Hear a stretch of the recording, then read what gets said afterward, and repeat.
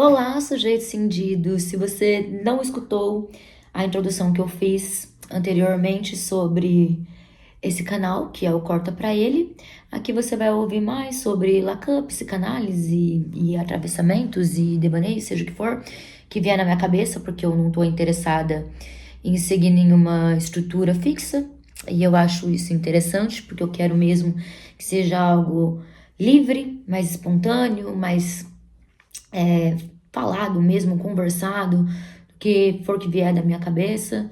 Eu sou ótima em preencher espaços com palavras, então é isso que eu vou fazer aqui com vocês. E isso vai vir principalmente dos grupos de estudos que eu tô tendo agora de Lacan. E hoje começou o dia 1 do meu desse grupo de estudos, que eu tô agora em questão. E eu vou ficar conversando com vocês sobre isso.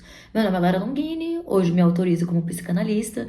E pense em se inscrever no meu canal, em me seguir no Spotify, dar uma olhada lá nas minhas redes também. Você vai achar por Lara Longini com GH. E é isso.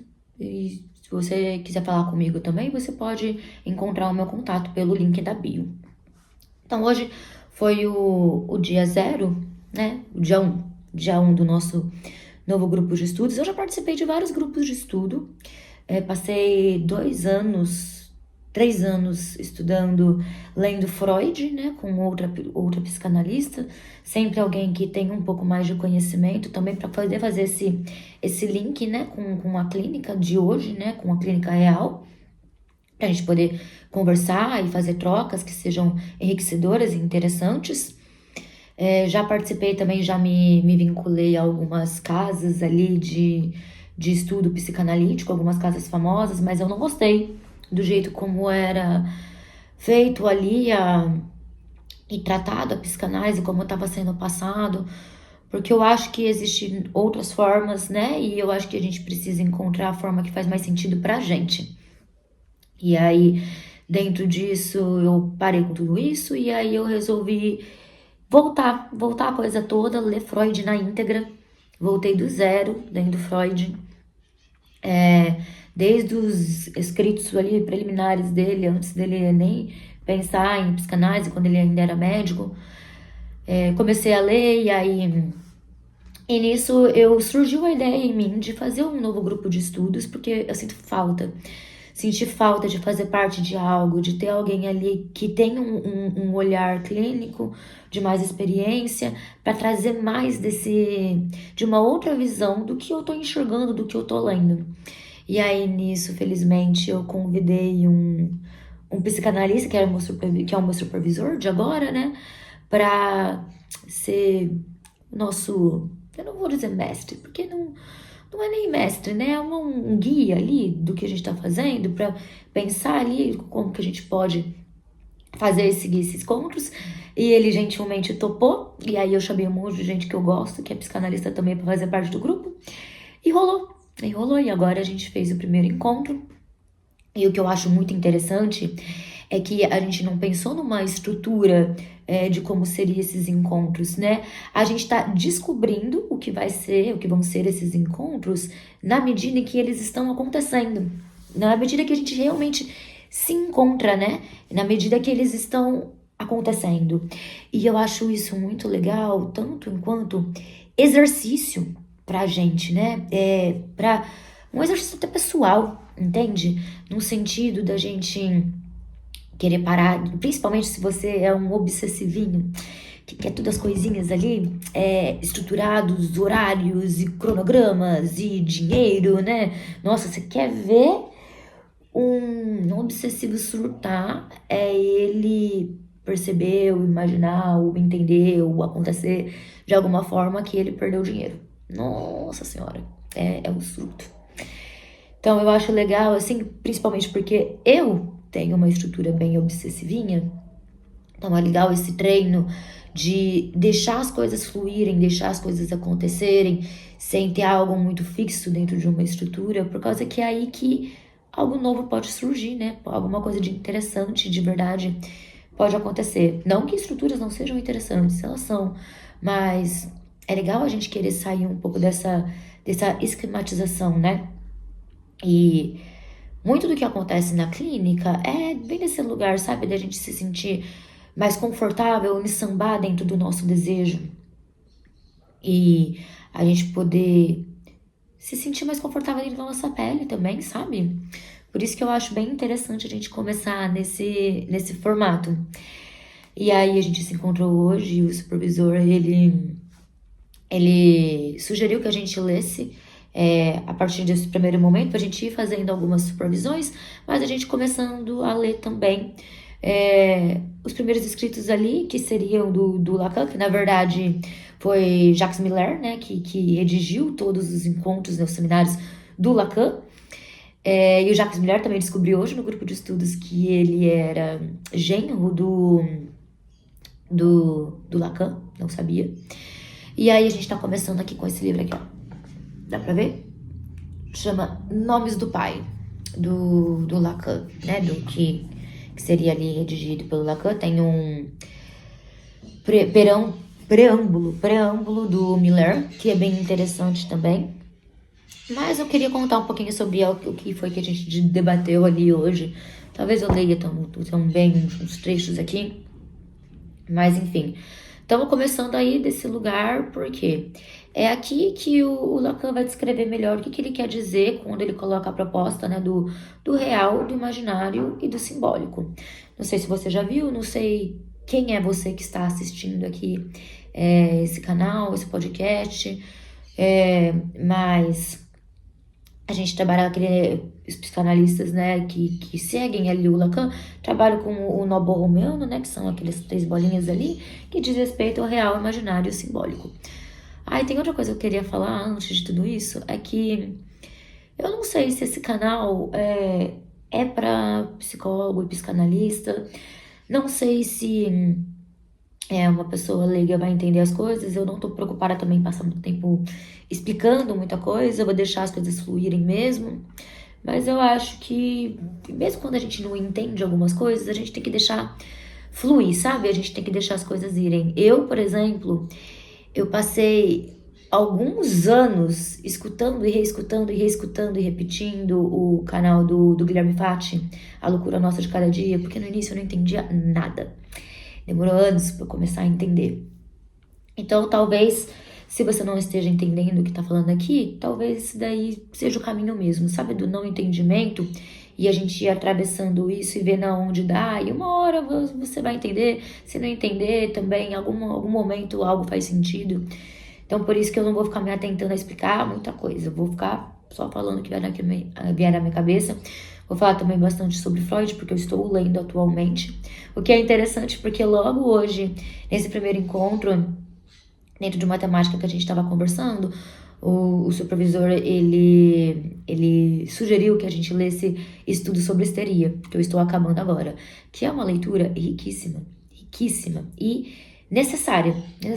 Eu, honestamente, tenho uma certa, não sei dizer nem se é um certo preconceito ou um preceito, ou seja o que for que eu sinto em relação a isso, de que se você é psicanalista, ou se diz, ou se autoriza psicanalista, além da sua análise pessoal, que é obviamente necessário, porque um psicanalista só se faz analista a partir da análise, é só passando pelo processo de análise que você pode se autorizar analista, mas, independente disso, é preciso ler Freud. Eu preciso ler tudo de Freud? Eu acho que sim. Eu posso ser... Talvez eu seja julgada por estar falando isso aqui com vocês. Assim, não, mas eu não sou freudiana, mas eu sou kleiniana. Tá, mas ele inventou, cara. Ele inventou. Ele fez tudo. E assim, a gente precisa saber como que foi feito alguns processos de criação para entender a criação em si. E eu penso, quando eu falo isso, eu penso nas provas da USP, por exemplo, né? A gente acha a prova da USP, de vestibular mesmo, acha aquilo muito difícil. E por que é tão difícil? Por causa que, mais do que cobrar o seu saber, aquela prova, ela cobra você saber dizer como você sabe. E é interessante, meu avô dizia que a gente só sabe de verdade uma coisa quando a gente sabe explicar essa coisa. Então, basicamente, você não vai conseguir saber dizer, pelo menos, de psicanálise. Não quer dizer que você não seja um bom psicanalista, seja o que for. Mas você não vai saber dizer sobre psicanálise se você não lê. E aí eu acho difícil você conseguir articular também o discurso clínico se não tiver essa leitura prévia. Ai, mas eu não tenho nada a ver com Freud e tal, não sei o que, não quero ler, tal, eu não consigo entender. Pô, vai ter que participar de grupo de estudo, vai ter que ir devagar. Muitas vezes também eu tô lendo aqui no iPad, aí eu pego, copio uma parte, colo no ChatGPT e falo, cara, explica aqui pra mim o que o Freud quis dizer com isso aqui, porque eu não entendi. E é isso mesmo, tem muita coisa às vezes que eu vou lendo que eu não entendo. Apesar de eu ter feito já 1 milhão de cursos e lido 1 milhão de coisas, ainda assim a gente não sabe tudo. E é uma trama neurótica, né? Obsessiva também, de querer saber tudo, cara, e querer saber mais de uma forma sistemática e organizada e estruturada. E a psicanálise, ela não tá aí pra isso, né? Ela não tá dentro de um desenvolvimento hierárquico e tal, ok, mas dentro do que é psicanálise, quem criou foi Freud, então eu acho que é necessário essa leitura e é necessário esse entendimento. Mas voltando aqui, e a gente até tava conversando mais ou menos sobre isso hoje no nosso grupo de estudos, né? Sobre como é interessante fazer esse retorno a Freud e ler mesmo. Desculpa essa tossida, eu não vou cortar porque eu pretendo deixar realmente livremente rolando aí o tempo por uns 20 minutos enquanto eu falo, deixar as coisas saírem da minha cabeça. Então a gente tá falando ali do nó borromeano, né, real, imaginário, simbólico, e de forma muito esdrúxula. Eu vou explicar muito melhor isso daqui ao longo do tempo, até porque estamos aqui peneirando o terreno, né, mas o imaginário é essa forma performática aqui, é como a gente vive, como a gente tem as nossas relações, como a gente enxerga aqui o mundo, né? A gente, para Lacan, é imaginário. O simbólico, que quer dizer, diz respeito às leis, às instituições, à autoridade, o pai, a mãe, né? Por isso que é interessante o nome desse livro, né? Nomes do pai. Então a gente já tá falando ali desse lugar do mundo simbólico, dessa inserção do sujeito ali, do sujeito inconsciente, que a gente sempre vai estar falando do sujeito inconsciente a partir da psicanálise, ali de inserção na linguagem. E todo o mundo simbólico, ele simboliza, né, essa linguagem, que eu vou explicar um pouquinho melhor. E o real é aquilo que não nos deixa de inscrever na vida, né? E isso seria o sexo e a morte. E essas 3 coisas, elas estão entrelaçadas ali. E se você desenrola, né, desata alguma coisa, você desestrutura tudo isso de uma certa forma. E é isso que a gente vai ficar conversando aqui. É sobre esse nó borromeano. E vamos ficar os 28 seminários que enquanto eu estiver lendo, pelo menos, e enquanto eu tiver a fim de estar aqui falando sobre isso, a gente vai ficar falando sobre esse nó borromeano e sobre o real imaginário simbólico. E por que isso é pertinente pra gente?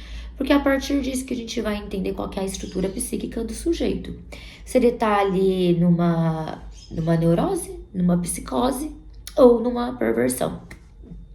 O que é a neurose? A neurose, ela é a castração em si mesmo. É esse posicionamento imaginativo nosso, né? Eu sou uma grande neurótica, você possivelmente é um grande neurótico, mas não sabemos, né? Não vou estar sabendo dizer, porque a gente só consegue afirmar isso a partir do discurso.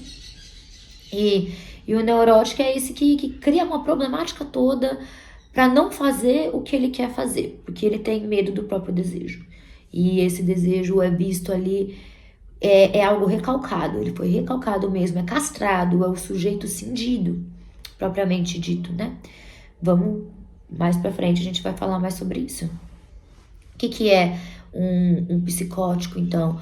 O psicótico é aquele que foraclui ali a linguagem, né? A lei, esse nome do pai, né? Esse mundo simbólico. E o que é esse foracluir? É num sentido de que um psicótico, os BO dele é feito na lata, entendeu? Dentro do desejo dele ele vai fazer e ele não vai ficar processando dentro desse, como a gente faz, né? Dentro desse ambiente civilizatório, qual que é a medida disso de perda ou de ganho em relação às nossas, relacionado com as relações interpessoais que ele tem. Bem simplificado, bem esdrúxulo. E o que a gente tá falando quando a gente tá falando de um perverso? Não é quem comete perversidades, tá, gente? Isso são duas coisas diferentes. O perverso é aquele que desmente a linguagem, né? Essa lei. Ele desafia, de alguma forma, né? Vamos trabalhar melhor isso depois. E o que é essa linguagem que a gente tá falando, ser inserido na linguagem? Porque o que vai formar, né? O que a gente vai ter como escolha, de certa forma, porque é uma escolha inconsciente, né? Feita ali nos primeiros momentos da vida, então não dá pra dizer, você não faz uma escolha com consciência, com o saber que você tem hoje. Mas a partir do momento que é feita essa escolha, por diversos motivos diferentes, a escolha está feita. Então, é disso que a gente tá falando, né? E a gente tá falando de uma escolha, de você se escolher enquanto defesa, né? Defesa da própria existência, para lidar com essa existência, num sentido do neurótico, do psicótico ou do perverso. E como que é feito isso, né? De que forma, por que é feito isso? Por causa que a gente é atravessado pela linguagem. A partir do momento que a gente nasceu praticamente ali. É difícil de dizer ali quando exatamente.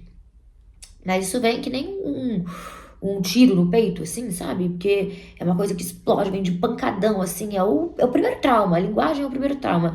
E o que é? É a linguagem. Não são palavras exatamente, não é quando você aprende a falar. Mas tudo, o olhar da linguagem, né? Os nossos sentidos, né? Respirar, tudo isso traz uma certa linguagem, né? Por exemplo, quando a gente faz isso diz algo, né? E é desse lugar que diz algo, essas coisas que em certo momento da vida, o sujeito inconsciente, ele percebe que ele é falado, que existe um mundo externo a ele e que há nesse mundo coisas que não estão sob o controle dele, que ele não é o universo inteiro. Por quê? A partir do momento que a gente nasce ali, a gente acha que a gente é o universo inteiro, não tem essa separação tão forte ali do bebê, né, com a mãe. Ele acha que ele e a mãe é a mesma coisa. Então, isso só vai vir depois. Vai vir depois quando o bebê percebe que a mãe é outra coisa, e o pai é outra coisa, e o mundo é outra coisa, e ele não pode ter tudo que ele quer na hora que ele quiser. Ele vai ter que suprimir muitos dos desejos dele, né, das ânsias, né, das vontades, e seja o que for, né, pra viver em sociedade. Óbvio que esse entendimento todo é feito muito mais tarde, mas logo ali nos primeiros meses de vida, a gente já tem esse trauma, né, de perceber que você não é o bebê vossa majestade, né, que o Freud utilizava, que vem desse narcisismo primário também, constituinte, necessário, para que a gente consiga também formar a base do nosso amor próprio, da nossa compreensão de sujeito, de autoestima, de amor mesmo, nesse laço de amor entre um ser e a mãe, nessa figura materna, né, que não necessariamente é uma mulher, mas é quem cuida ali, e nessa figura do pai também, né, figura paterna, não necessariamente, normalmente é um pai, mas é alguém ali que faz essa instituição, esse encargo de fazer esse corte, né, dentro da lei, dentro desse nome do pai, né, desde isso que vem como figura de autoridade, que barra, que cinge. Por isso que eu tava chamando vocês no começo do podcast de sujeitos cindidos, porque somos sujeitos barrados dentro do nosso próprio desejo, principalmente pela lei do incesto. Tudo isso que eu tô falando aqui, a gente perambulou bastante hoje no grupo de estudos, foi muito, muito interessante. Já nosso primeiro encontro, porque a gente tá tentando entender também como que a gente vai falar e se organizar. E aí a gente já leu também um pouco dessa introdução. aqui, falamos sobre tudo isso que eu falei aqui com vocês. E aí tem uma parte aqui que eu acho que é interessante, que eu vou ler, que tem duas partes aqui que eu grifei. Então eu vou ler porque eu acho legal, né? Já que estamos aqui, vou ler porque foi isso que se passou lá e eu vou tentar o máximo possível me manter fidedigna a como rolou esses espaços, que inclusive é um grupo de estudos que acontece toda quarta-feira. Se você está ouvindo isso, você inclusive tem interesse em participar, você pode me encontrar, né? Você pode conversar comigo pelo link da bio e a gente vê também se dá para entrar, o que dá para rolar, o que dá para fazer. Mas tô querendo passar para vocês aqui tudo que se passa na minha cabeça em relação ao que foi dito e falado nesses grupos a priori. Então eu vou ler o que é do trecho aqui, que fala assim: com efeito, creio que o retorno dos textos freudianos, que são objeto do meu ensino há 2 anos, proporcionou-me, ou melhor, proporcionou a todos nós que trabalhamos. Eu me distraí com a. Tava falando aqui, cortou meu vídeo, porque não tinha mais armazenamento, né? Como armazenar coisa no meu celular, porque eu tenho 1,5 milhão de coisas salvas. E aí eu tive que parar, ir lá e apagar um monte de coisa. Que ótimo, né? Mas tudo bem, vamos voltar aqui. Se você tiver interesse em participar do grupo de estudos, entra no link da bio para falar comigo. Se você também tem interesse em supervisão, atendimento clínico, pode ir lá, me chama lá. Inclusive, uma das ideias também de estar aqui fazendo esse vídeo falando desse jeito é porque eu estou há anos montando uma monitoria para psicanalistas mirins começarem atendimento, né, como técnica, intervenção, algumas coisinhas lá, mas a minha obsessividade não deixa eu terminar, porque eu quero tudo perfeitinho, tudo com textos e livros e o que o Freud falou e como é que é para ser feito. E aí também isso daqui é num esquema para eu conseguir furar um pouco dessa minha obsessividade e falar com vocês do jeito que eu sei, de uma maneira que não seja tão estruturada assim, sobre psicanálise, que daí talvez isso daí desengate um pouco assim esse lugar de eu começar logo a fazer essa monitoria aí com vocês, né? Mentoria de psicanalista. Mas sem mais delongas, eu vou assinalar aqui para vocês alguns trechos que eu achei interessante. São só 2 trechos, tá bom? Que eu achei interessante ali do que a gente leu hoje, que é desse livro aqui que eu comecei falando. Então, tem uma parte assim que fala: com efeito, creio que o retorno aos textos freudianos, que são objeto do meu ensino há 2 anos, proporcionou-me, ou melhor, proporcionou a todos nós que trabalhamos em conjunto a ideia cada vez mais clara de que, olha que coisa linda, não há apreensão mais completa da realidade humana que a feita pela experiência freudiana, e que não podemos deixar de retornar às fontes e aprender esses textos em todos os sentidos da palavra. É isso, gente. Lacan aqui falando desse sentido, porque o que acontece? O Lacan vai passar as obras inteiras dele falando sobre Freud. Que jeito que você vai ler Lacan sem ter lido Freud? E eu vou dar o meu máximo aqui para explicar para vocês. Também trazer algumas questões ali do que ele fala, vinculado com Freud. Vou tentar, mas é isso. Tem que estar lá, tem que estar lendo, tem que quebrar a cabeça. E é isso, Freud tem uma obra vasta que já inclusive, como é que chama? Quando é tipo um serviço público, não é serviço público. É uma obra pública, né, Freud? Por causa que todo mundo pode ter acesso a ele, por causa que é reconhecido como um conhecimento que todo mundo deveria ter sobre exatamente essa realidade humana, né? Como o Lacan coloca aqui, a apreensão mais completa da realidade humana, que foi feita, né, pela experiência freudiana. Então é de uma riqueza sem tamanho. E é interessante como Freud ia assim entrar nessas leituras intensas e complexas e difícil de leitura, difícil de compreensão e assimilação, se tornou de alguma forma obsoleto hoje em dia, né?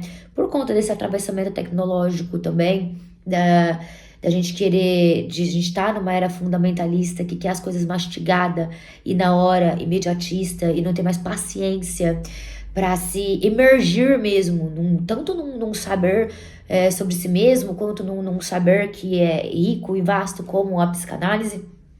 E isso a gente consegue ver se apresentando até na clínica, numa certa pressa de se chegar em algum lugar ali com a análise, que nem existe, nem há propriamente um lugar tão bem desenhado que a gente possa dizer de um lugar que vá ser atingido. Não sei nem se é esse o objetivo e o papel da análise, porque ali a psicanálise ela tá, e a análise em si, né? Dentro da clínica, ela tá ali para fazer com que você pense melhor sobre as escolhas que você faz e por que você faz essas escolhas e por que elas estão sempre repetindo. E aí, parar de repetir é uma decisão, né? É algo, é uma escolha que tem que vir do sujeito em si. E foi até abordado hoje também no grupo de estudos o fato de como a clínica é uma coisa, a leitura e o estudo de psicanálise é outra coisa, a supervisão de psicanálise é outra coisa. São coisas completamente diferentes. Quando você está lá atendendo, você não fica pensando na teoria. Você está lá escutando o sujeito. É para escutar. É para escutar.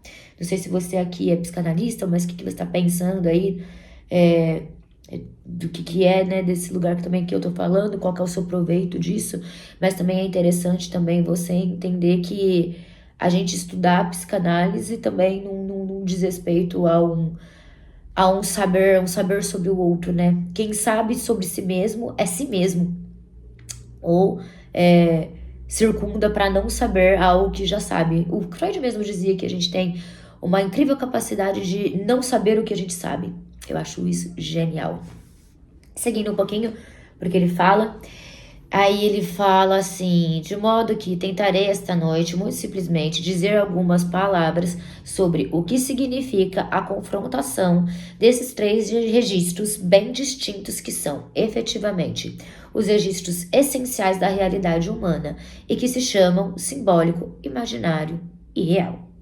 Que é o que a gente vai falar aqui, que é o que eu vou continuar falando.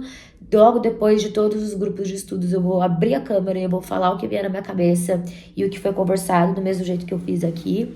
E foi basicamente isso que a gente conversou sobre algumas coisas mais, sobre como a gente fica ali falando, desenrolando dentro da clínica e da nossa vida, dentro desse mundo imaginário mesmo, né? Do que a gente supõe que o outro quer, supõe do que a gente quer, e aí fica nesse rolo, nessa criação ali, e confabulando com as coisas conforme a gente vai vivendo a vida, e como o sujeito do inconsciente, né, isso que é o inconsciente, escapa em alguma coisa daí, entendeu? Por isso que a clínica é aquele lugar que você vai lá e fala, porque uma hora ou outra alguma coisa escapa, sabe? Opa! E aí a gente consegue ver e analisar esse sujeito do inconsciente, né? Que se propõe ali, se coloca diante da clínica com uma pergunta que Lacan elucidou muito bem, que é: o que queres, né? O que quer? Que voi? O que é que você quer? Que é a pergunta ali principal ali que vai subsidiar a clínica psicanalítica. Enfim, sem mais delongas, esse foi o primeiro episódio. Achei divertido. Vou, pelo menos, penso em continuar por mais um tempo, desse mesmo jeito que eu fiz aqui. E vamos embora, logo você vai ter outro episódio. Tchau, tchau.